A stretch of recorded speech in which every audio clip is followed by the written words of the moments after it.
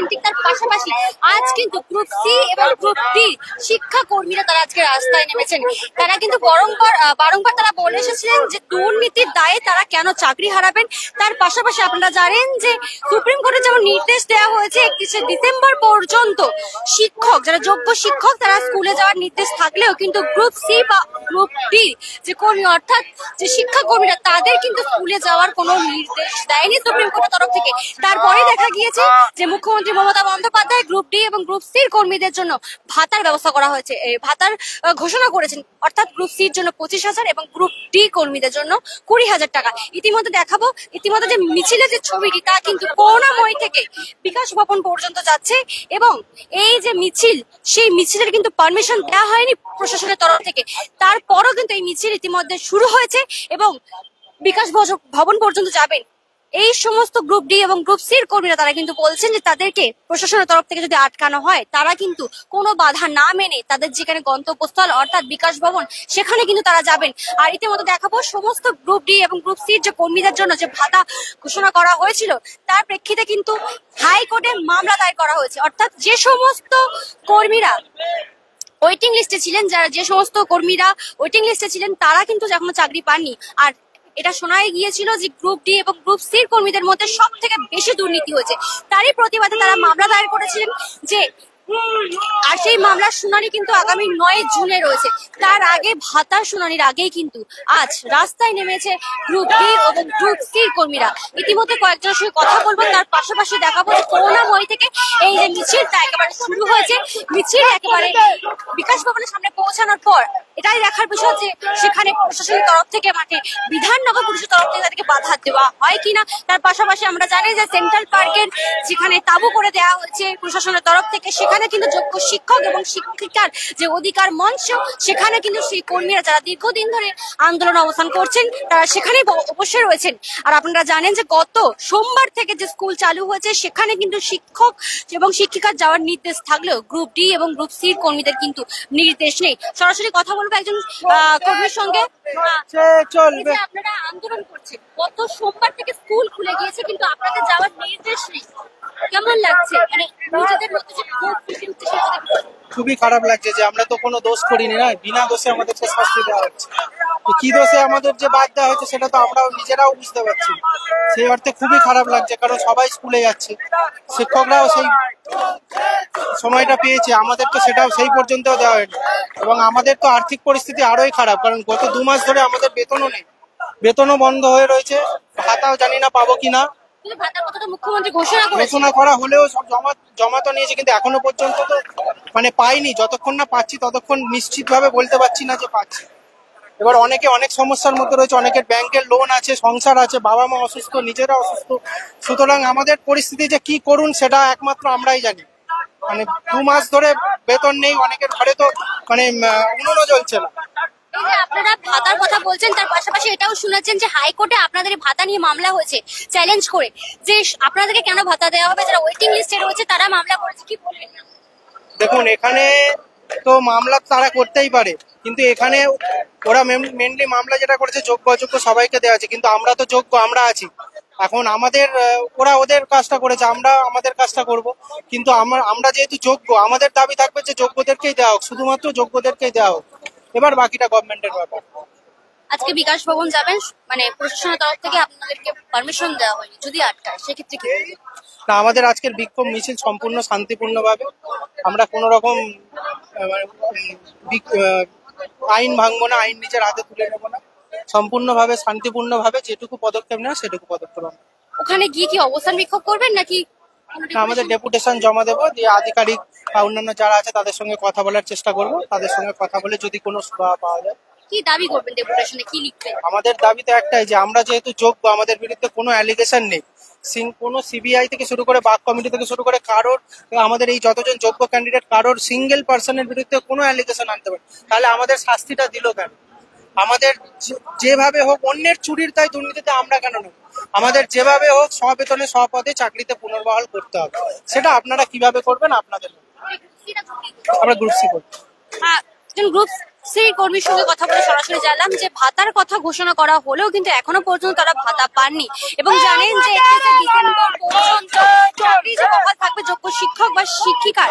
কিন্তু তার পাশাপাশি এই যে গ্রুপ ডি এবং গ্রুপ সির কর্মীরা তাদের যে স্কুলে যাওয়ার নির্দেশিকা এখনো সুপ্রিম কোর্ট থেকে দেয়নি। তার পাশাপাশি জানেন যে নতুন করে পরীক্ষা যে বিজ্ঞপ্তি হয়েছে, যতক্ষণ না বিজ্ঞপ্তি অনুযায়ী পরীক্ষা হয় এবং যতক্ষণ না নতুন করে শিক্ষক শিক্ষা কর্মীদের নিয়োগ হয় ততক্ষণ পর্যন্ত এই সমস্ত গ্রুপ ডি এবং গ্রুপ সির কর্মীদের স্কুলে যাওয়ার কোনো পারমিশন নেই। তার জন্য কিন্তু এই ভাতার ব্যবস্থা। আরো কয়েকজন মহিলা কর্মীদের সঙ্গে কথা বলবো, তারা কি বলছেন। আপনাদের ভাতার ঘোষণা করা হয়েছে, ভাতা কি পাচ্ছেন? না না, আমরা এখনো কোনো ভাতা পাইনি। আমাদের থেকে ফর্ম জমা নেওয়া হয়েছে, লাইফহুড ফর্ম, তারপরে আবার সেকেন্ড একটা ফর্ম নেওয়া হয়েছে, ম্যান্ডেট ফর্ম, কিন্তু আমাদের এখনো ভাতা কিছু ঢোকেনি। আমরা জানি না সেটা ঢুকবেও কিনা, সম্পূর্ণ অনিশ্চয়তার মধ্যে রয়েছে। যেহেতু আমাদের গ্রুপ সিডি দের মানে শিক্ষা কর্মীদের সমস্তটাই গুলিয়ে এক জায়গায় করে দেওয়া হয়েছে, যোগ্য অযোগ্য। আমরা তো চাইছি আমরা যারা যোগ্য শুধুমাত্র তারাই আমরা ভাতা পাই, কারণ যারা অযোগ্য তাদের তো সুপ্রিম কোর্ট বলেই দিয়েছে তাদের টাকা ফেরত দিতে হবে। এখানে উল্টে রাজ্য সরকার বলছে তাদেরকে আবার ভাতা দেওয়া হবে, এটা কেমন বিচার?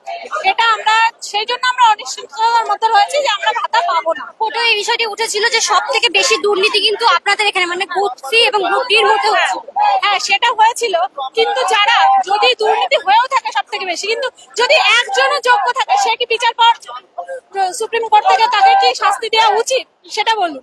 আমরা তো চাই আমরা যারা যোগ্য 3300 সামথিং আমরা যারা আছি আমরা সবাই আমরা যোগ্য, আমরা যোগ্যতার ভিত্তিতে আমাদের চাকরিটা পেয়েছি, আমরা সবাই চাই আমাদের স্কুলে আবার সসম্মানে ফেরত যেতে। এই যে গত সোমবার থেকে স্কুল চালু হয়েছে, সুপ্রিম কোর্টের নির্দেশ অনুযায়ী যোগ্য শিক্ষক শিক্ষিকাদের স্কুলে যাওয়ার নির্দেশ হয়েছে, কিন্তু আপনাদের সেই নাকি আপনারা ছাড়া একটা স্কুল কি ঠিকঠাক ভাবে চলতে পারে বলে মনে হয়? কতটা প্রয়োজন আপনাদের মতো গ্রুপ সি গ্রুপ? আপনারাও নিশ্চয়ই জানেন যে একটা স্কুলে শুধুমাত্র শিক্ষক বা শিক্ষিকা তারা থাকে না, শিক্ষা কর্মীরা প্রয়োজন আছে, সেই জন্যই এই পদগুলো তৈরি হয়েছে। আজকে স্কুলে যে অ্যাডমিনিস্ট্রেটিভ যে কাজকর্মগুলো থাকে, রাজ্য সরকারের এই যে এত প্রকল্প, সেগুলো তো আমরাই গ্রুপ সিডিরা দেখি। তো সেইগুলো যদি মানে এখন না করা হয়, যদি শিক্ষা কর্মীরা স্কুলে না থাকে, তাহলে সেটা স্কুল কিভাবে চলতে পারে বা কিভাবে চলছে, এটা একটা প্রশ্ন আমাদের মনে উঠছে। তো আমরা তো কাজ করেছি, আমরা জানি যে আমরা কতটা কাজ করেছি, তো সেখানে এখন আমরা নেই, সেই পরিস্থিতিতে স্কুল কিভাবে চলছে সেটা আমি বলতে পারবো না। একটা জিনিস জিজ্ঞাসা করব, এই যে ভাতার বিষয়টা নিশ্চয়ই শুনেছেন যে ভাতা নিয়ে চ্যালেঞ্জ করে হাইকোর্টে মামলা হয়েছে যে আপনারাই কেন ভাতা পাবেন। এখন অনেক শিক্ষক শিক্ষিকারা যারা পরীক্ষা দিয়েছিলেন, তার পাশাপাশি গ্রুপ ডি গ্রুপ সির কর্মীরাও দিয়েছিল, তারা ওয়েটিং লিস্টে আছে, তারা বলছে ভাতা সকলকে দেওয়া হোক। যে 22 লক্ষ যারা অ্যাপ্লাই করেছে সবাইকে ভাতা দেওয়ার জন্য যে অ্যাপ্লাই করা হয়েছে বা চ্যালেঞ্জ করে মামলা করা হয়েছে, এই বিষয়টিকে কিভাবে দেখছেন? দেখুন, আমরা সবাই চাইছি যারা আমরা যোগ্য, এটা তো জানি যে দুর্নীতি হয়েছে, যার জন্য কিছু মানুষ বঞ্চিত হয়েছে। তো আমাদের প্রথম দাবি ছিল যে আমাদের 22 লক্ষ যে ওইমান আছে সেটা প্রকাশিত হোক, তাহলে কি হবে, যারা যোগ্য তারা উঠে আসবে, তো সেই যারা অযোগ্য তাদের জায়গায় বঞ্চিতরা আবার ফিরে আসতো, তাহলে তো বিষয়টা পরিষ্কার হয়ে যেত, তাহলে তো আমাদের ভাতার কোনো প্রশ্নই আসতো না। কারণ আমরা তো ভাতা আমরা চাই না, আমরা আমাদের চাকরিটা ফেরত চাই, আমাদের যে যোগ্য চাকরি আমরা যেটা যোগ্যতার ভিত্তিতে পেয়েছি সেটাই আমরা চাই। ভাতা তো অ্যাকচুয়ালি আমরা চাই না, আমরা তো চাইছি আমাদের চাকরি ফেরত দিক, আমরা স্কুলে গিয়ে যাই, কাজ করি, কাজের পরিবর্তে আমরা আমাদের বেতনটা পাই, সেটাই তো আমরা চাইছি। এর আগে আপনাদের কয়েকজন কর্মীদের মধ্যে অনশনে বসেছিল, তারপরেও আপনারা সদুত্তর মেলে তাদের কথা বলা হলো বলছেন যে ভাতা পাননি। কোন রকম দিক থেকে কি সরকার কি আপনাদের দিকটা দেখছে না? না না, সরকার আমাদের কোনো কথাই শুনছে না। আমাদের প্রধান দাবি ছিল আমাদের যোগ্য অযোগ্য লিস্টটা দেওয়া হোক, কিন্তু কোনোভাবে ওনারা আমাদেরকে দেবেন না, আমাদের সেই যোগ্য অযোগ্যদের সঙ্গে গুলিয়ে রেখে দিয়েছে, কোনোভাবেই আমাদের কোনো লিস্ট দিচ্ছে না সরকার। একদমই।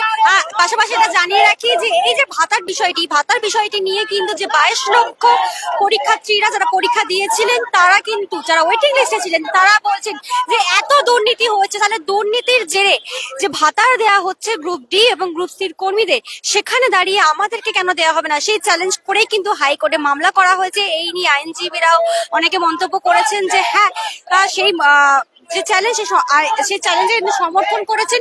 এবং ইতিমধ্যে দেখাবো যে মিছিল কিন্তু একেবারে বিকাশ ভবনের ঠিক কাছাকাছি পৌঁছে গিয়েছে। আরো কয়েকজনের সঙ্গে কথা বলবো। গত সোমবার থেকে স্কুল চালু হয়েছে, আপনারা রাস্তায় রয়েছেন, আপনাদের স্কুল যাওয়ার পারমিশন নেই, আপনাদের কতটা প্রয়োজন স্কুলে যাওয়া? এটাই তো আমাদের দুর্ভাগ্য। আমরা যে রাজ্যে বাস করছি সেখানে আমরা যোগ্য হয়ে, যোগ্য বললে ভুল বলা হবে, যোগ্যতম আমাদের শিক্ষাকর্মীর পদ ছিল 6,000-এর মতো। তার মধ্যে 6,000 থেকে 3,394 জন আমরা যোগ্য। বাকিটা দুর্নীতির দায়ে যারা টেন্টেড বলে চিহ্নিত, তাদের জন্য আজকে আমরা 17 লক্ষ পরীক্ষার্থীর মধ্যে লড়াই করে আজকে আমরা এই জায়গায় এসেছি।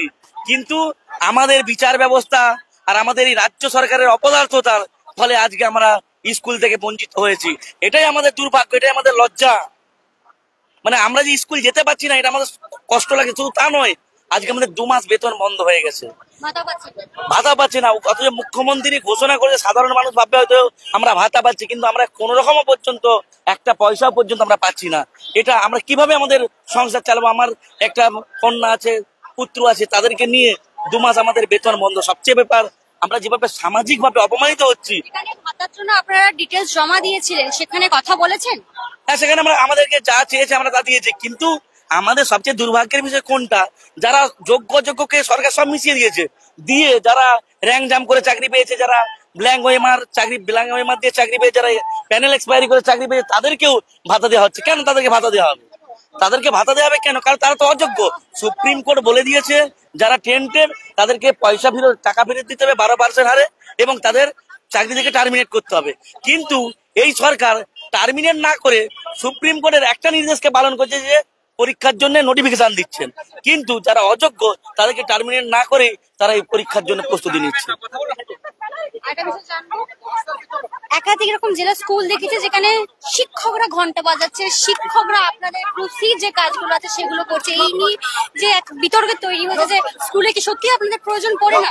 এটা তো শুধু আমাদের জানেন না পর্ষদের সভাপতি, কারণ উনি তো যখন 17 তারিখ MA ফাইল করেছিলেন, সেখানে আমাদের শিক্ষাকর্মীদের যে প্রয়োজন, শিক্ষাকর্মী না হলে যেমন স্কুলে ঘন্টা দেওয়া, তার সঙ্গে সঙ্গে যারা ক্লার্ক রয়েছেন, গ্রুপ সি যারা রয়েছেন, তাদের কত কাজ। কারণ আজকে যে সরকার এত সম্মান নিয়ে ঘোরাঘুরি করেছে, শিক্ষাশ্রী, কন্যাশ্রী, এই কন্যাশ্রী শিক্ষাশ্রী করে কারা? আমরাই করে সরকারকে সম্মান ফিরিয়ে আনি। কিন্তু আমাদেরকে সামনে রেখে দুর্নীতি করে আজকে আমাদেরকে এখান থেকে স্কুল থেকে আমাদেরকে বিতাড়িত করছে এই সরকার। একটা স্কুল চলতে গেলে যেমন শিক্ষকের প্রয়োজন, সেটা হচ্ছে একাডেমি পড়ানোর জন্য, কিন্তু স্কুলের যে পারিপার্শ্বিক পরিবেশ এবং স্কুলের যে বিভিন্ন ধরনের কাজ, সরকার আজকে প্রচুর প্রকল্প দিয়েছেন। সেই প্রকল্পের মধ্যে আজকে শিক্ষাকর্মীরা না হলে প্রকল্প সম্ভব নয়। আজকে আমাদের প্রচুর প্রয়োজন। আপনারা হয়তো জানবেন যে প্রত্যেকটা স্কুলেই প্রধান শিক্ষকেরা দাবি করেছেন যে শিক্ষাকর্মী না হলে স্কুল চালানো খুবই মুশকিলের ব্যাপার। তাই এটা আপনারা নিশ্চয়ই পেপারে বা খবরে জানবেন, এটা কিন্তু করছে। শিক্ষাকর্মী যেমন শিক্ষকেরও প্রয়োজন, সেরকম শিক্ষাকর্মীর সমানও প্রয়োজন। কিন্তু এই সরকারও বোঝে না, বা আমাদের মহামান্য বিচারপতি ওনারা বোঝেন না যে এই শিক্ষাকর্মীদের কি ধরনের প্রয়োজন। সরকার সুপ্রিম কোর্টে আবেদন করেছিল শিক্ষকদের সাথে কিছু সময় দেওয়া, কিন্তু আপনাদের বিষয়টা তাই তো আমি বারবার বলছি যে আমরা 3,394 জন, আমরা কোন রকম দুর্নীতির সঙ্গে জড়িত নয়। আবার হয়তো আপনারা জানবেন, আমাদের যে এক্সামটা হয়েছিল 17 লক্ষ পরীক্ষার্থী ছিল, আমাদের 17 লক্ষ পরীক্ষার্থী ছিল। তার মধ্যে দুর্নীতির পরেও আমরা 3,394 জন শিক্ষাকর্মী লড়াই করে কি অসম কঠিন লড়াই, সেই কঠিন লড়াইয়ের পরেও আমরা চাকরি পেলাম। পাওয়ার পরেও আজকে আমাদেরকে স্কুল থেকে আমাদের পর্ষদের সভাপতি উনি জানেন না যে একটা স্কুল চলতে গেলে শিক্ষককে যেরকম প্রয়োজন, সেরকম শিক্ষাকর্মীদেরও প্রয়োজন। এই ভাবনাটাই সরকারেরও নেই, আর এটা হচ্ছে রাজ্য সরকারের না, পর্ষদেরও নেই। একদম আরেকজনের সঙ্গে কথা বলবো যে এরপরে আপনাদের কি কর্মসূচি রয়েছে বিকাশ ভবনে যাওয়া? আমরা আগে বিকাশ ভবনে যে আলোচনা আছে ওনার সঙ্গে দেখি উনি কি বলেন, তারপর আমরা কর্মসূচি ঠিক করব। উনি আজকে আলোচনা করবে বলেছেন, দেখা যাক কি বলে। প্রশাসনের তরফ থেকে আপনাদের মিছিলের পারমিশন ছিল না, ডেপুটেশন জমা দিতে যাবেন, কি দাবি রাখবেন? আমাদের মেনলি দুটোই দাবি আছে। একটা, ভাতা যে দেবে বলেছে, কেন এরকম অযোগ্যদের সঙ্গে আমাদের তুলিয়ে দেওয়া হচ্ছে? আর ভাতা যখন দেবেই না, তাহলে এত ফর্ম ফিল আপ করে এত রোদে আমাদের অমনিতে 2 মাস বেতনে বেকার ঘুরিয়ে কি লাভ আছে? ইচ্ছা করেই তো উনি ঘুরাচ্ছেন। ভাতা তো দেওয়ার ইচ্ছা নেই, ওরা তো স্পষ্ট বোঝা যাচ্ছে। ভাতা যদি দেওয়ার ইচ্ছা থাকতো তাহলে তো এতদিন টাকা ঢুকে যেত। আমরা 7 বছর চাকরি করেছি, আর অ্যাকাউন্টে টাকা ঢুকাতে 5 মিনিট লাগে। উনি আবার একটা নতুন ফর্ম দিয়েছেন, উনি যাতে কোর্টে যে কেসটা হয়েছে সেটা যাতে রদ হয়ে যায়, ভাতাটা যাতে আইনিগত ভাবে বাধা পড়ে যায়, তিনি তো শুধু এটারই অপেক্ষা করছেন। এত স্পষ্ট না, আমরা পাচ্ছি না 2 মাস ভাতা পাচ্ছি না, বেতন বন্ধ। যেটা ডিক্লেয়ার করেছে ভাতা দেওয়া সেটা দিচ্ছে না। তার মানে তো এটা স্পষ্ট যে উনি দিতে চান না। তা উনি যখন দিতেই চান না তাহলে বেকার এত ঘোষণা করে কি লাভ? 1 নম্বর। 2 নম্বর, টিচারদের যে নোটিফিকেশন হয়ে গেল আমাদেরটা কেন হয়নি? সুপ্রিম কোর্টে তো একই সঙ্গে ছিলাম আমরা, SLST RLST, তাহলে সেটাই আমরা বলতে চাইছি টিচারদের হয়ে গেল নোটিফিকেশন, আমাদের কেন হচ্ছে না? এটাই আমাদের মেন দুটো দাবি। একদমই সরাসরি কথা বললাম যে সরকারের তরফ থেকে ভাতার কথা ঘোষণা করা হলো, কিন্তু এখনো পর্যন্ত অ্যাকাউন্টে টাকা ঢোকেনি। যোগ্য শিক্ষকদের টাকা দেওয়ার পারমিশন থাকলেও এই সমস্ত গ্রুপ সি এবং গ্রুপ ডি কর্মীদের টাকা কিন্তু বন্ধ। সেক্ষেত্রে তারা আন্দোলনের পথকে বেছে নিয়েছেন। তার পাশাপাশি যোগ্য অযোগ্য তালিকার মধ্যে তাদেরকে যে গুলিয়ে ফেলা হচ্ছে তার দাবিতেই কিন্তু তারা আজকে বিকাশ ভবনে যাবেন এবং সেখানে গিয়ে ডেপুটেশন জমা দেবেন। তার পাশাপাশি এটা আপনাদেরকে জানিয়েছিলাম যে প্রশাসনের তরফ থেকে যেহেতু এই মিছিলের পারমিশন নেই, সেহেতু পরবর্তীতে অর্থাৎ আগামী যখন এটা বিকাশ ভবনের সামনে পৌঁছায় সেখানে গিয়ে দেখে আটকায় নাকি ডেপুটেশন জমা দিয়ে এরা সফল হয় সেটা নিশ্চয়ই দেখবো।